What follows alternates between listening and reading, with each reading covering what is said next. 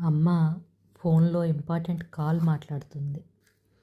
ఆ టైంలో చైల్డ్ వచ్చి ఎంతో ఉత్సాహంగా తన డ్రాయింగ్ చూపిస్తుంది. కనిపించడం లేదా నేనేం చేస్తున్నానో అని అమ్మ అరిచేసింది.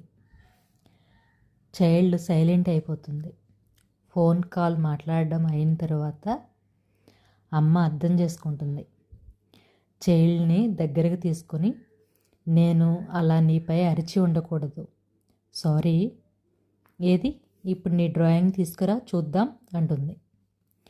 చిల్డ్రన్ పేరెంట్ని మోడల్గా తీసుకుంటారు. మిస్టేక్ చేసినా దానిని అవమానంగా భావించి దాచిపెట్టుకోకుండా సరిదిద్దుకోవాలి అని నేర్చుకుంటారు.